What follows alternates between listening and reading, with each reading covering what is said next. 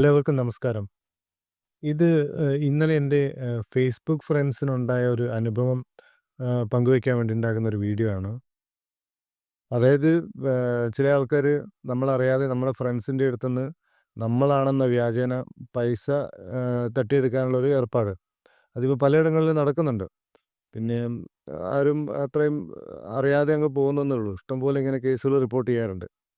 ഇതെന്താ സംഭവംന്ന് വെച്ചാല്, പിന്നെ നമ്മുടെ ഗ്രൂപ്പിൽ അല്ലെങ്കിൽ നമ്മുടെ ഫേസ്ബുക്കിൽ ഉള്ള ഏതെങ്കിലും ഒരാൾ തന്നെ ആയിരിക്കും. അല്ലെങ്കിൽ നമ്മളറിയാതെ നമ്മൾ ആഡ് ചെയ്തു പോയ ഏതെങ്കിലും ഒരു വ്യക്തിയായിരിക്കും.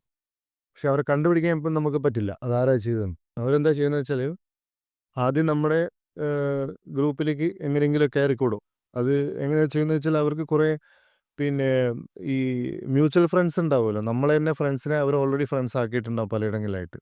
അപ്പോൾ നമ്മളെന്തായാലും ഒരാൾ പുതിയ റിക്വസ്റ്റ് കാണുമ്പോൾ നമ്മളെന്താ നോക്കുക, അവര് ആരാണ്? എന്താണ്? അവര് നമ്മളെ ആദ്യം നോക്കുന്ന കാര്യം മ്യൂച്വൽ ഫ്രണ്ട്സ് ആരെങ്കിലും ഉണ്ടോ എന്ന്. നമ്മളെ അറിയാവുന്ന വേറെ ആരെങ്കിലും അവരുടെ ഫ്രണ്ടാണോ എന്നാണ് നമ്മൾ നോക്കുന്നത് ആദ്യം തന്നെ. അപ്പോൾ അത് ആണെന്ന് കാണുമ്പോൾ നമ്മൾ അവരങ്ങ് അക്സെപ്റ്റ് ചെയ്യും. നമ്മൾ ഫ്രണ്ടാക്കി വെക്കും. അങ്ങനെ ചെയ്യുമ്പോൾ എന്താ സംഭവിക്കുന്നത് വെച്ചാൽ അവർക്ക് നമ്മളുടെ ഫ്രണ്ട്സിൻ്റെ എല്ലാം ലിസ്റ്റ് ആക്സസിബിൾ ആയിരിക്കും. അവർക്ക് കാണാൻ പറ്റും നമ്മളുടെ എല്ലാ ഫ്രണ്ട്സിൻ്റെയും ഡീറ്റെയിൽസ്. അതുപോലെ തന്നെ നമ്മളുടെ ഡിപിയിലുള്ള ഫോട്ടോ, നമ്മളുടെ മറ്റുള്ള ഫോട്ടോഗ്രാഫ് ഇതെല്ലാം അവർക്ക് കാണാൻ പറ്റും. അപ്പോൾ അവരെന്ത് ചെയ്യും? അവർ ആ സമയം ഉപയോഗിച്ചിട്ട് ആ ഫോട്ടോയും കാര്യങ്ങളൊക്കെ അവരുടെ കൈക്കലാക്കും. എന്നിട്ട് നമ്മുടെ ഫ്രണ്ട്സിൻ്റെ കംപ്ലീറ്റ് ലിസ്റ്റും അവർ കൈക്കലാക്കും. എന്നിട്ട് എന്ത് ചെയ്യും? പിന്നെ അവിടെ ഇരുന്നിട്ട് അവർ പിന്നെ ഇതിൽ തന്നെ ഫേസ്ബുക്കിൽ തന്നെ മെസ്സഞ്ചറിലൂടെ ഓരോ ഫ്രണ്ടിനും പിന്നെ മെസ്സേജ് അയക്കും. കുറേ നാളായല്ലോ കണ്ടിട്ട്, എവിടെയാ നിങ്ങൾ വാട്സപ്പ് നമ്പർ ഒന്ന് ഷെയർ ചെയ്യൂ എന്നൊക്കെ പറഞ്ഞിട്ട് മെസ്സേജ് ഇടും. അപ്പം നമ്മൾ കരുതും നമ്മളെ ഫ്രണ്ടാണല്ലോ. നമ്മളെ ഫ്രണ്ട് ചോദിക്കുന്നു, വാട്സപ്പ് നമ്പർ ചോദിക്കുന്നു, നമ്മൾ വാട്സപ്പ് നമ്പർ കൊടുത്തു.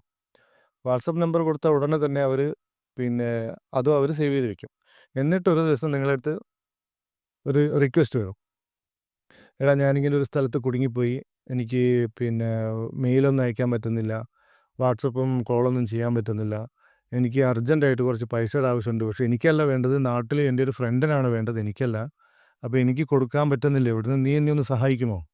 ഒരു കുറച്ച് കാശുണ്ട്. ആ കാശ് നീ ഞാൻ ഒരു അക്കൗണ്ട് നമ്പർ തരാം. ആ അക്കൗണ്ട് നമ്പറിലേക്ക് ഇടണമെന്ന് പറഞ്ഞിട്ടാണ് അവർ റിക്വസ്റ്റ് ഇടുക. അപ്പം നമ്മളെ വളരെ വിശ്വസിക്കാനാവുന്ന ഒരു ആളാണ് നമുക്ക് റിക്വസ്റ്റ് വന്നിരിക്കുന്നത്. ആൾക്ക് കോൾ ചെയ്യാനും മെസ്സേജ് ചെയ്യാനൊന്നും പറ്റുന്നില്ല. ഐ മീൻ വിളിക്കാനും പറയാനും പറ്റുന്നില്ല. അതുകൊണ്ട് വാട്സപ്പിൽ മെസ്സേജ് ഇടുകയാണെന്നാണ് അവർ പറയുക. അപ്പോൾ ഈ വാട്സപ്പിലും മെസ്സേജ് വരുമ്പം അതിൻ്റെ ഡിപിയും പിന്നെ പേരും ഒക്കെ നമ്മുടെ തന്നെയായിരിക്കും. അപ്പോൾ നിങ്ങൾ കാണുമ്പം കറക്റ്റാണ്, നമ്മളെ ഫ്രണ്ടാണ് മെസ്സേജ് ഇട്ടിരിക്കുന്നത്. അപ്പോൾ എങ്ങനെയാ സഹായിക്കാതിരിക്കുന്നതെന്ന് ചോദിച്ചിട്ട് നമ്മളത് ചെയ്യുകയും ചെയ്യും. പക്ഷേ സംഭവം എന്താണ്? ഇത് മൊത്തം ഫ്രോഡാണ്. ഈ അയക്കുന്ന ആൾക്കും നമ്മളറിയില്ല. എവിടത്തേക്കാണ് പൈസ കൊടുക്കാൻ പറഞ്ഞാൽ അവരെയും നമുക്കറിയില്ല. ഇവർ തരുന്ന അഡ്രസ്സും പേരും പിന്നെ അക്കൗണ്ട് നമ്പറൊക്കെ ഡിഫറൻ്റ് ആയിരിക്കും. പേര് പറയും. പേരും ആരായിരിക്കുമെന്നറിയോ? നമ്മളെ ഫേസ്ബുക്കിലുള്ള ഏതെങ്കിലും ഒരു ഫ്രണ്ടിൻ്റെ പേരായിരിക്കും അതിനകത്തുണ്ടാവുക. ഇപ്പോൾ ഈ പറഞ്ഞ പോലെ ഏതെങ്കിലും ഒരാളുടെ പേര് കാണിക്കും. പക്ഷേ അവരുടെ അക്കൗണ്ട് നമ്പർ അവരുടെ ആയിരിക്കില്ല. ഈ ഫ്രോഡറിൻ്റെ ഏതെങ്കിലും നാട്ടിലുള്ള അക്കൗണ്ട് നമ്പർ ആയിരിക്കും. ആ ബ്രാഞ്ചിൻ്റെ കോഡും അതിലിട്ടുണ്ടാവും. പക്ഷേ ബ്രാഞ്ച് ലൊക്കേഷൻ എഴുതിയത് എവിടെയാണെന്ന് വെച്ചാൽ നിങ്ങൾ ഈ പറഞ്ഞ വ്യക്തി എവിടെയാണോ അവരുടെ ലൊക്കേഷനാണ്. ബാംഗ്ലൂർ, ബോംബെ ഇങ്ങനെ പറഞ്ഞിട്ടുള്ള ഏതെങ്കിലും ലൊക്കേഷനിലാണ് അവർ പറയുക, ബാങ്കിൻ്റെ ലൊക്കേഷൻ. നമ്മളൊരിക്കലും പൈസ ട്രാൻസ്ഫർ ചെയ്യുമ്പം ബാങ്കിൻ്റെ ലൊക്കേഷനോ അല്ലെങ്കിൽ ബാങ്കിൻ്റെ അക്കൗണ്ടിൻ്റെ പേര് നോക്കേണ്ട ആവശ്യമില്ല. മണി ട്രാൻസ്ഫർ ആവുന്നത് അക്കൗണ്ടിൻ്റെ നമ്പർ വെച്ചിട്ട് മാത്രമാണ്. അപ്പം നമ്പർ കറക്റ്റാണ്. പിന്നെ അതിൽ IFSC കോഡ് ഉണ്ടാവും, അതും കറക്റ്റാ. അപ്പോൾ IFSC കോഡ് ഇടുന്ന ആൾക്കറിയില്ലല്ലോ ഈ കൊച്ചിയിലെയാണോ ഒന്നും അറിയുന്നില്ല. അവരിപ്പം പറഞ്ഞതനുസരിച്ച് ഓക്കെ ആഡ് ചെയ്തു, പൈസ ട്രാൻസ്ഫർ ചെയ്തു. പിന്നെ നോക്കിയ ആളെ കാണത്തില്ല. പിന്നെയാണ് നമ്മൾ അറിയുക ഈ ഈ നടന്നതൊക്കെ ഫ്രോഡാണ്.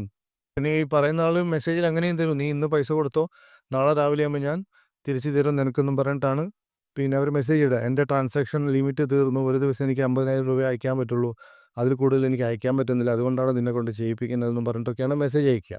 അപ്പം നമ്മളത് വിശ്വസിക്കും, ഇത് ചെയ്യും. പിറ്റേന്ന് രാവിലെ കാശ് തിരിച്ചു ചോദിക്കാൻ വേണ്ടി ആളെ വിളിക്കുമ്പോഴാണ് ഞാനങ്ങനെയൊന്നും പറഞ്ഞിട്ടില്ലല്ലോ, അല്ലെങ്കിൽ ഇതൊന്നും എൻ്റെ അല്ലല്ലോ എന്ന് നമ്മൾ മനസ്സിലാക്കുക. അപ്പോഴത്തേക്ക് പറയുന്ന വിവരം എല്ലാം പൂട്ടിക്കെട്ടി പോയിട്ടുണ്ടാവും. പിന്നെ നമുക്കൊന്നും ചെയ്യാൻ പറ്റില്ല. വിപുലമായി നടക്കുന്നൊരു പ്രശ്നമായി മാറിയിട്ടുണ്ട് ഇതിപ്പോൾ. എനിക്കിത് സംഭവിച്ചത് ഇന്നലെയാണെങ്കിലും പലർക്കും ഇതിങ്ങനെ സംഭവിച്ചിട്ടുണ്ടെന്നുള്ളത് എനിക്കിപ്പോഴാണ് മനസ്സിലാവുന്നത്.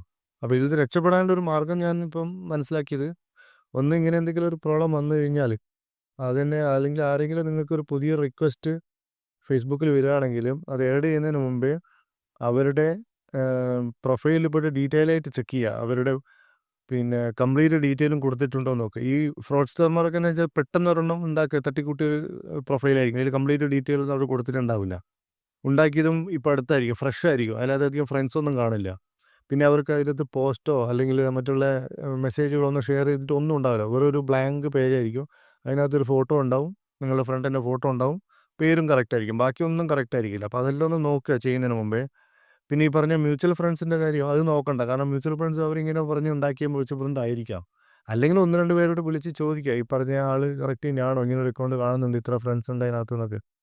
പിന്നെ 2, 3, 4 ഫ്രണ്ട്സൊക്കെ ഉള്ളൂ എന്നുണ്ടെങ്കിൽ അത് പക്ക ഈ പുതിയ ആളാണ്. നമ്മൾ അറിയെങ്കിൽ പോലും അതിൽ ചെയ്യേണ്ട ആവശ്യമില്ല. അല്ലെങ്കിൽ നമ്മൾ ആ വ്യക്തി നമ്മളെ വിളിച്ച് പറഞ്ഞിട്ടുണ്ടായിരിക്കണം, എടാ ഞാനൊരു പുതിയ പ്രൊഫൈൽ ഉണ്ടാക്കിയിട്ടുണ്ട്, ഒന്ന് ആഡ് ചെയ്യണമെന്ന് പറഞ്ഞിട്ട്. അങ്ങനെയാണെങ്കിൽ നമുക്ക് വിശ്വസിച്ച് ജോയിൻ ചെയ്യാം. അതൊരു കാര്യം. ഇനി ഇതെല്ലാം കഴിഞ്ഞിട്ട് രണ്ടാമത് പിന്നെ ഈ റിക്വസ്റ്റ് ഇങ്ങനത്തെ കാര്യങ്ങളൊക്കെ മെസ്സേജിൽ വരികയാണെങ്കിൽ വാട്സപ്പ് നമ്പർ നിങ്ങളോട് ചോദിക്കുമ്പോൾ നിങ്ങളത് കൊടുക്കരുത്. ഒന്നാമത്തിൽ നിങ്ങളുടെ ഫ്രണ്ട്സിന് മിക്കവാറും ആൾക്കാരുടെ നിങ്ങളുടെ വാട്സപ്പ് നമ്പർ ഓൾറെഡി ഉണ്ടാവും. പിന്നെ എന്തിനാണ് അവർ രണ്ടാമത് വാട്സപ്പ് നമ്പർ ചോദിക്കുന്നത് എന്ന് അങ്ങനൊരു ചോദ്യം വരുമ്പോൾ തന്നെ നിങ്ങൾ മനസ്സിലാക്കണം ഇതൊരു ഫ്രോഡ് കേസാണെന്ന്. നിങ്ങൾ കൊടുക്കാൻ പാടില്ല. ഇനി അതല്ല വാട്സപ്പ് നമ്പർ കൊടുത്തു എന്ന് വെച്ചോ, വാട്സപ്പ് നമ്പർ കൊടുത്താൽ തന്നെ അവരുടെ മെസ്സേജ് ഇങ്ങോട്ട് വരും. ആദ്യത്തെ മെസ്സേജ് വരുമ്പോൾ തന്നെ ഞാനാണ് ഇന്ന ആളാന്ന് പറഞ്ഞിട്ടാണ് മെസ്സേജ് വരിക. അപ്പോൾ അത് നിങ്ങളെന്താ കാണുക, അവരുടെ പ്രൊഫൈലിലെ ഫോട്ടോയാണ് കാണുക. പ്രൊഫൈൽ ഫോട്ടോ കാണുമ്പോൾ കറക്റ്റാണ്, നമ്മുടെ ഫ്രണ്ട് തന്നെയാണ് മെസ്സേജ് ഇട്ടിരിക്കുന്നത്.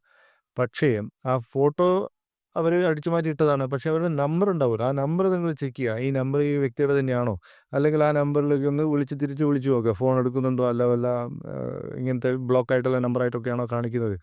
നമ്മൾ ഡയൽ ചെയ്യുമ്പോൾ തന്നെ കാണിക്കും അത് സ്പാം ആണോ ഫ്രോഡാണോ. ഇപ്പോൾ എയർടെലിനൊക്കെ ആണെങ്കിൽ അവർ തന്നെ പറയുന്നുണ്ട് ഇത് സ്പാം കോളാണെന്നൊക്കെ. പിന്നെ അതൊന്ന് നോക്കുക, ആരുടെ പേരിലാണ് രജിസ്റ്റർ ചെയ്തതെന്ന് കാണാൻ പറ്റും. എങ്കിൽ മാത്രമേ അതിന് റിപ്ലൈ കൊടുക്കാവൂ. അല്ലെങ്കിൽ അവിടെ തന്നെ അങ്ങോട്ട് റിപ്പോർട്ട് അടിക്കുക. അതിനകത്ത് ഇങ്ങനെ ക്ലിക്ക് ചെയ്തിട്ട് റിപ്പോർട്ട് ദിസ് യൂസർ എന്നുള്ളൊരു ഓപ്ഷൻ ഉണ്ട്, അത് റിപ്പോർട്ട് ചെയ്യുക. അങ്ങനെ കുറേ പേര് റിപ്പോർട്ട് ചെയ്ത് കഴിഞ്ഞാൽ വാട്സപ്പ് തന്നെ ആ അക്കൗണ്ടിനെ അങ്ങ് ഡിലീറ്റ് ചെയ്യും അല്ലെങ്കിൽ ബ്ലോക്ക് ആക്കും. അതുപോലെ തന്നെ ഫേസ്ബുക്കിലും ഇങ്ങനെ പുതിയ റിക്വസ്റ്റ് വരികയാണെങ്കിൽ നിങ്ങൾ ആക്സെപ്റ്റ് ചെയ്യാതെ ഈ വന്ന ആൾക്കാർ മുഴുവൻ അതിനെ റിപ്പോർട്ട് ചെയ്യുകയാണെങ്കിൽ, ഫേക്ക് ID എന്ന് പറഞ്ഞ് റിപ്പോർട്ട് ചെയ്യുകയാണെങ്കിൽ ഫേസ്ബുക്ക് തന്നെ അതിനെ ബ്ലോക്ക് ചെയ്ത് കളയും കുറച്ച് കഴിയുമ്പോൾ. അങ്ങനെയും ചെയ്യാം. എനിക്ക് ഇന്നലെ എന്നോട് സംഭവിച്ച കാര്യത്തിൻ്റെയൊക്കെ സ്ക്രീൻഷോട്ടും കാര്യങ്ങളൊക്കെയാണ് ഞാൻ അതിനകത്ത് ഇട്ടിരിക്കുന്നത്. ഇതുപോലെയൊക്കെയാണ് അവർ ചെയ്യുക. അപ്പോൾ ആരും ഇതിൽ കെണിയിൽ പെടാതിരിക്കാൻ വേണ്ടിയിട്ടൊരു മുൻകരുതലായിട്ടാണ് ഞാനിത് എല്ലാവർക്കും ഷെയർ ചെയ്യുന്നത്. ഉപകാരപ്രദമാണെന്ന് തോന്നുകയാണെങ്കിൽ മറ്റുള്ളവർക്കൂടെ ഷെയർ ചെയ്ത് കൊടുക്കുക.